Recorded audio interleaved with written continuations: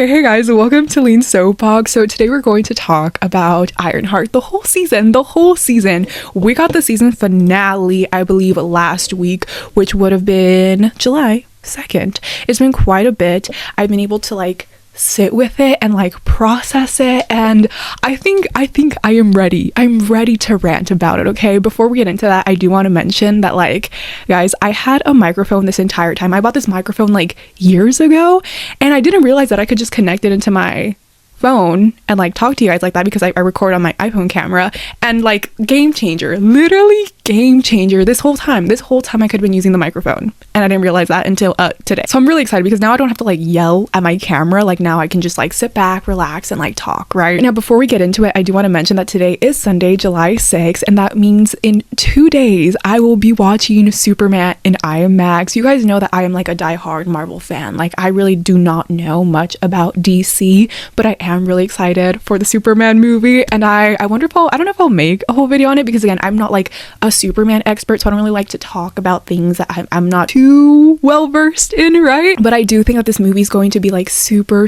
special, and that's what makes me so excited about it. And also, it's gonna be my first time watching a movie in IMAX, so I am super thrilled about that. That theater that I'm going to this time around is a couple hours away, which is why I've never seen anything in IMAX, but I'm really excited because we're gonna be watching Superman, and then in a couple weeks we're also going to be watching Fantastic Four in IMAX in that same theater. So I'm really excited. Now, actually getting into the Ironheart discussion, I truly think that this show has now become one of the best Marvel Disney Plus shows, and I mean, at least personally, it really has been one of my favorites so far. It just really stands out from the rest. For example, WandaVision will always be my #1 Disney Plus show. I mean, obviously there's room for improvement always. There's little nitpicks that you can have, but to me that show is perfection.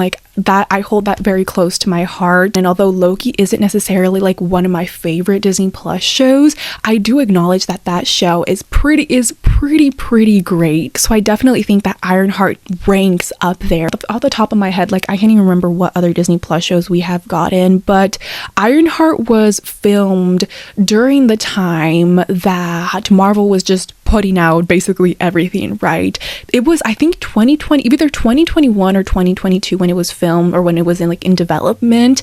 And I think it's so interesting that since then, Marvel and Disney have taken a step back, and they're kind of focusing on quality over quantity, which I definitely approve of. A lot of those Disney Plus shows were either rushed. There should have been more time spent on those Disney Plus shows, I think, and Disney and Marvel moving towards a more not approving every single thing that comes across the table, I think is definitely going in the right direction. But I'm very glad that this Ironheart show is pretty good, even though it was developed and filmed previous to all of that. First of all, I did enjoy Riri Williams in Black Panther Wakanda Forever, and I love how we were introduced to her, in a movie, and then we got to get her standalone little show. It reminds me a lot of for example, if you're reading a comic and there's a character in that, and then later on you get to dive into their mini series or something. It's a very similar vibe, and I'm glad that through this show we're able to learn more about her, because I think the direction they decided to take with this character is quite interesting, because I think it's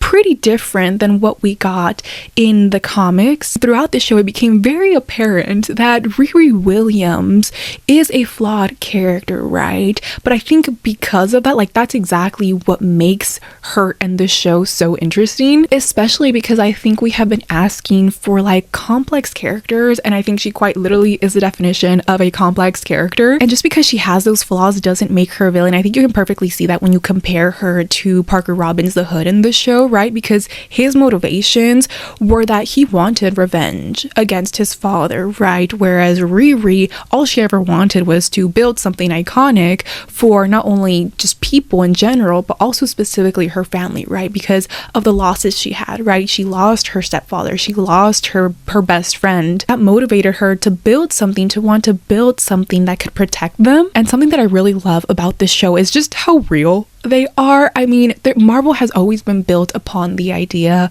that the Marvel universe is the world outside your window, right? And so this show, you can see like they put Riri Williams, who happens to be a Black young woman from Chicago who is trying to continue the legacy of Tony Stark, of Iron Man. If you're in the real world, her limitations, even though she is brilliant, even though she is a genius, like it is quite realistic. And I love how in the show they explicitly stated that multiple times, right? Like, yes, Tony and Riri have so many similarities, but essentially it's their biggest difference, the lack of privilege and the lack of resources, actually made this entire show, because Tony Stark's intellect has never been a question, right? Like, absolutely not. And even Riri in the show says, like, no shade, that's just the way the world works, right? Because she respects Tony Stark, but still she has to acknowledge, you know, if she's trying to get somewhere in the world, she has to acknowledge that despite the fact that she is a genius as well, her economic background, her racial background, like all of that, all of those intersectional identities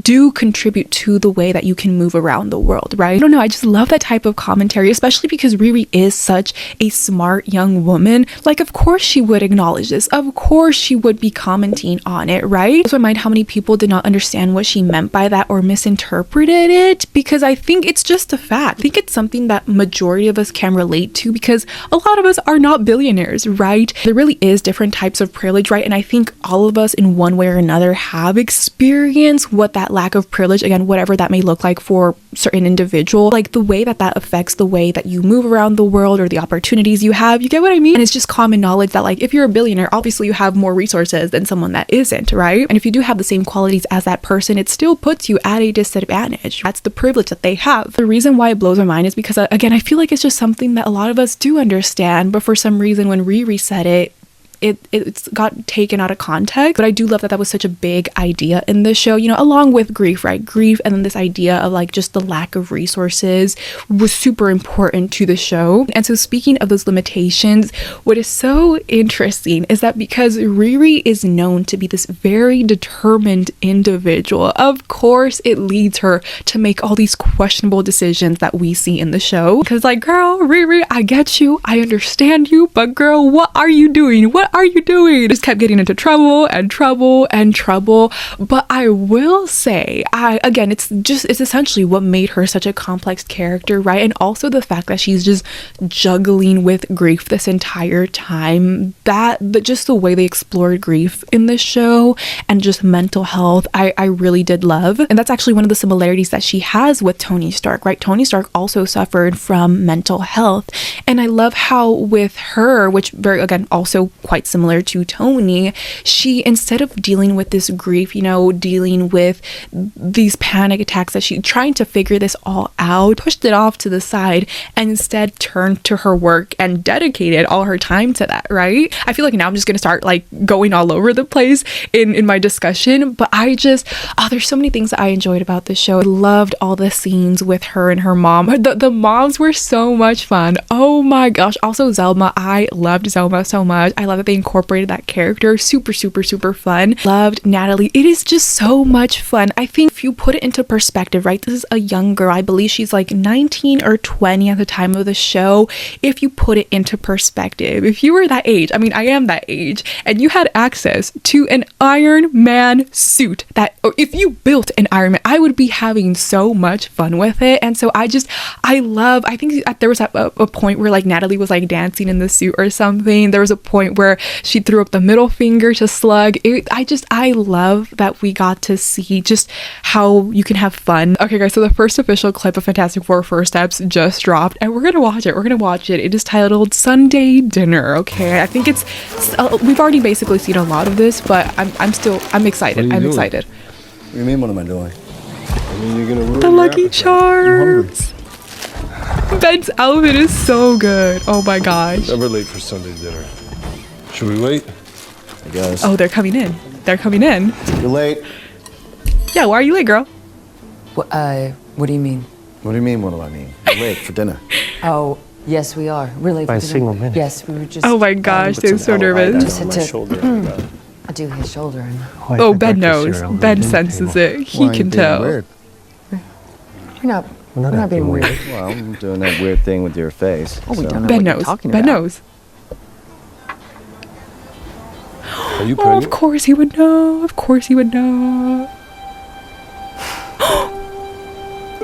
Yeah. I'm gonna cry. Yes, yes. I'm gonna cry. You know that. I'm gonna cry. Did your husband's face? I know. He just cannot keep a secret. What?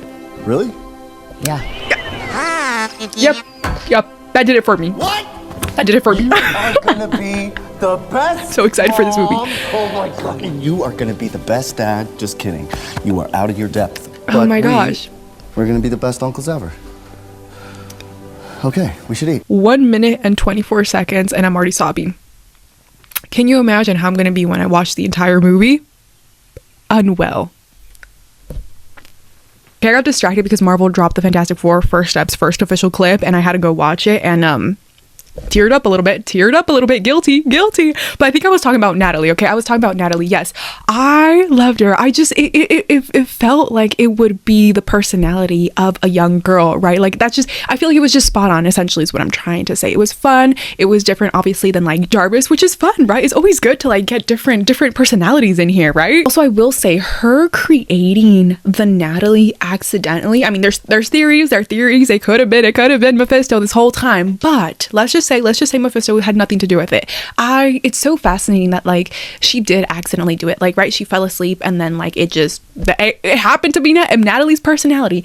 I love that so much because in the comics she purposely makes it Natalie, but I love how in this show it wasn't, right? So then you have to deal with like the whole ethics of it. Like, is that okay? Like, isn't it a little weird that you're like bringing back her essence? Like, is it, you know? Also, speaking of Natalie, although I did love her, I also thought there was a lot of moments, and actually just the whole idea of her in general is quite scary and unsettling. Like, as much as I loved her, she really was not answering to Riri. Like, she literally was doing whatever she wanted, and again, she is an AI, and although we don't think she's gonna go full Ultron mode, still pretty scary to see that type of technology exist, right? And even the moments, like there was that one scene where she had the photo of the real life Natalie and she was trying to mimic her smile to appear more like her, like literally trying to learn to be more human.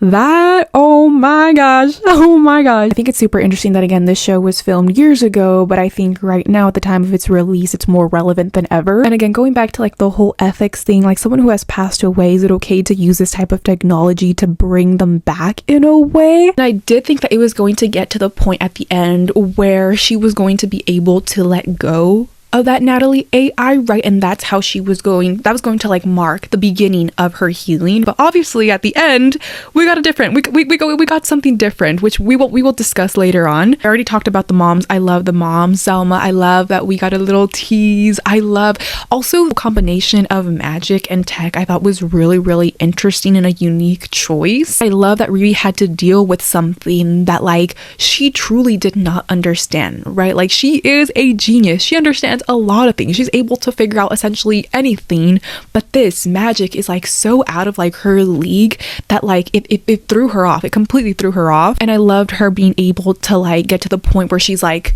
oh my gosh, like I can't figure this out. And then she had to go seek help, which did help her with like her whole development, right? Because early on she was very closed off, not letting anyone in. And then it got to the point where she finally was able to let her family and friends in. Oh, and I did love the scenes with Xavier, Natalie's older brother, you know, him being a potential love interest for Riri. I love those like intimate scenes that they had, you know, very, very young love type thing, teenage love. Actually, I think, again, I'm not sure if she's 19 or 20, so like I don't know, but like you get what I mean. Oh, and the cast was incredible. What a wonderful looking cast. I loved Slug. I think it was Roz and Jerry. Oh my gosh, the fight scenes. I loved any fight scene that they were in. Super, super fun. Anthony Ramos in the MCU. Yes, please. I'm so glad that at the end, well, obviously we're going to see more of him eventually. Oh, and Zeke Stain, of course, the reveal, Obadiah's son. That was so funny to me, and specifically when when they spilled his ashes and he just like vacuumed it. Dude, what? That is so, in the first MCU villain, and you are vacuuming his ashes? insane move, but I loved him so much. I love how just like gentle he was, and then when like Riri finally motivated him and like just lock in, dude, like lock in, use your privilege. And even when he did change, like he didn't completely turn into a bad guy, which I love. So I'm very excited to like see more of him, right? So adding on to like very similar to like Tony Stark, I love how in the diner she was being very resourceful with like the things around her and how she was able to escape because of that. Oh my gosh, and we have to talk about the garage scene where Natalie projected the memory of Riri and her dad when she was younger. Oh my gosh, that had me in tears. I was absolutely sobbing. That really did get me. And I love how Natalie says that, like, you know, not all of them, like, you're trying to push out all these memories, like you're trying to block them out, but not all of the memories in this garage are bad. I was in shambles because of that. Then her using her stepdad's car to build the suit and her building her suit in community. What a beautiful thing. I think this perfectly leads us into the discussion that we need to have about the ending, because oh my gosh, I was frustrated. Again, this entire show, Riri has been frustrating us in a way, right? And the ending, the Mephisto reveal, I was like, girl, did we learn nothing? Did we learn? But I have since thought about it, and I'm kind of discuss my thoughts on it, okay? First of all, I do want to point out that before she went to look for Parker Robbins, before she had that like final interaction, she did lose Natalie all over again. And I think that is so interesting because we did get some development from Riri, right? She was able to finally let her family and her friends in. However, right when that happens, she loses Natalie all over again. And that to me was like, oh wait, that is definitely going to like push her back a little bit, because again, remember how I mentioned that I really thought that she was going to be able to let go of Natalie willingly, like she was going to do that at the end. However, in this instance, Natalie was taken from her before she was ready, right? Before she was at that point of her healing, and because it was just abruptly taken from her, I think that definitely affected the decisions that she made later on. So when she confronted Parker Robbins, which by the way, I did love that whole scene. I loved, oh my gosh, the like use of magic with super cool. But specifically, also when like he's holding the gun at her and, you know, he shoots, it's not actually her. Loved it. I thought that was a really cool move. And when she finally takes the hood away from Parker, you know, is crying and he's saying it hurts, and she responds with, I know, because she just experienced something similar, right? Because she just lost Natalie once again. And so right after that, you know, she goes down the elevator and she walks into the room.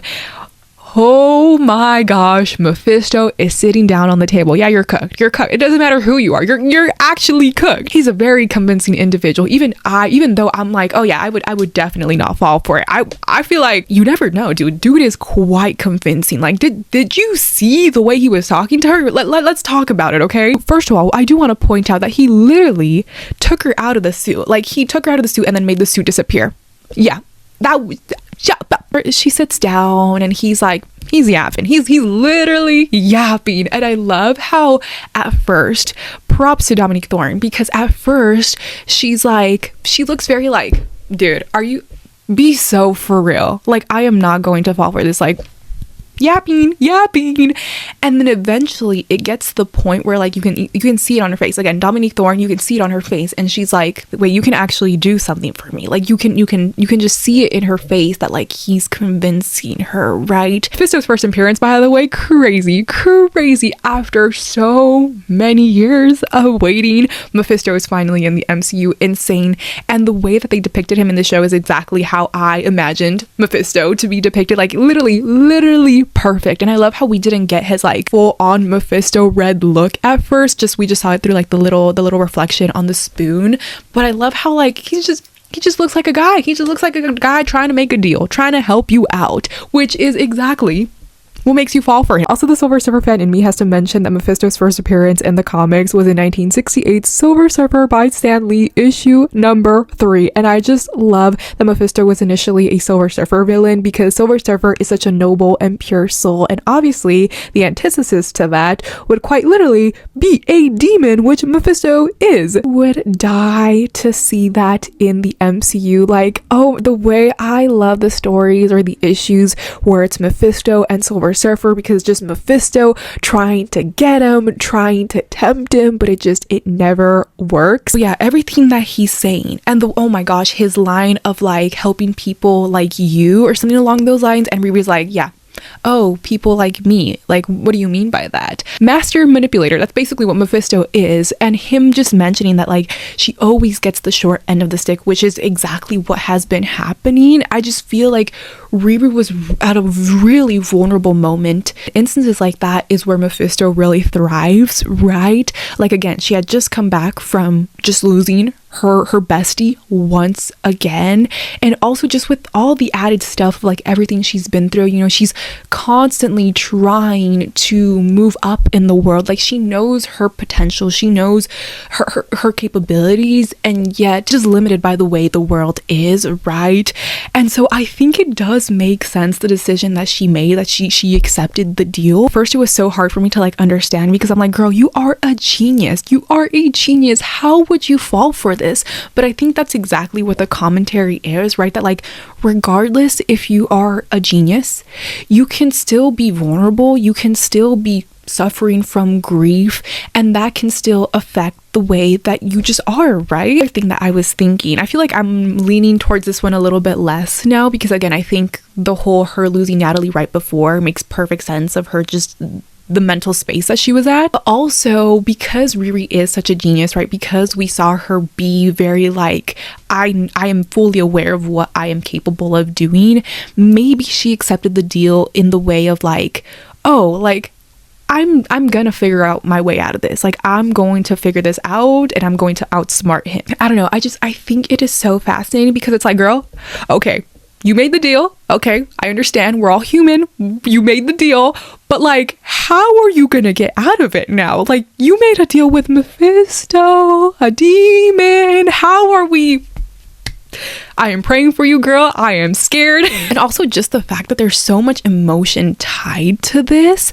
Like in Parker's instance, we simply just saw like him wanting revenge. But in this instance with Riri, it's like, no, like this involves a whole other person. Like it seems like Mephisto brought back Natalie from the dead, which I'm not even sure. I don't know if that's truly what it is, or if there's like something else going on, because I mean Mephisto is tricky. He could have not actually brought someone back from the dead. Maybe it's just something else that makes it look like it is Natalie, right? Regardless, it's like it still seems like you brought a soul back. Like that is beyond like wrong. Like you get what I mean? Like Death has to be aware of this. Like, is she pissed off? Like what's going to happen? I don't know. I feel like I'm so curious to see where this goes, and I'm like, please, I hope we get a season 2, or I hope that this gets solved eventually. But I'm like, again, this show was filmed back in 2021, 2022. Like I'm not too sure how it's gonna work, but I need to see where this goes. And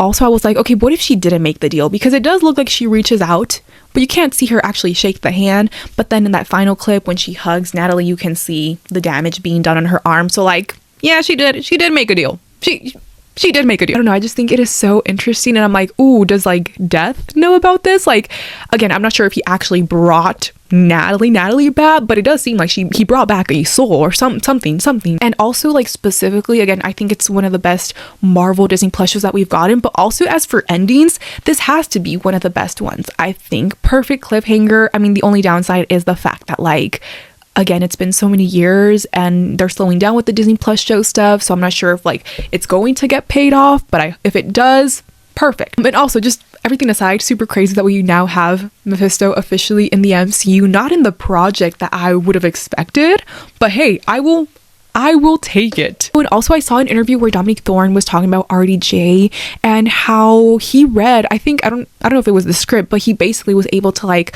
oh no, he saw the show. I think that's what she was saying. He was able to like see the show, and I think he had discussions with her about just her character and the development, or like the journey that she's going through the show. And she said that like RDJ understood, like he got what they were trying to do with this character. And I think that is super, super cool, because she was saying like, this is the guy, like Robert Downey Jr. is the guy who started the MCU, and like to have that type of validation is like super cool, you know? And I appreciate that RDJ was able to like give Dominique Thorne that type of reassurance, I guess, right? Oh, also I do want to say that I know that we got a red Ironheart suit, but I would also love to see her pink Ironheart suit, because I love how different that is from like any other Iron Man suits that we have seen. We've got a Pepper suit, which is like this bluish color, but I think seeing a pink version would be super cool. But yeah guys, that is it for my thoughts. I really hope that you guys enjoyed this show. I've been seeing a lot of positive feedback and it makes me super happy. And I think after this show we are getting Eyes of Wakanda, which is an animated show, and then after that I believe is Wonder Man. I am excited for Wonder Man because I love the West Coast Avengers, and like Wonder Man is part of the West Coast Avengers. We'll see what happens with that show, and I believe that show should be kind of the last one that got approved before, you know, Marvel and Disney decided to take a step back from all the Marvel Disney Plus shows. So we will see. Yeah, thank you so much for watching. Make sure to subscribe, like, share, do all of the above. And if you guys want to follow me on my other socials, it's at lindssoapbox. I love posting short form content. That's mainly what I do. So if you guys don't follow me on there already, please make sure to do so. And yeah, I will see you guys in the next one. Bye.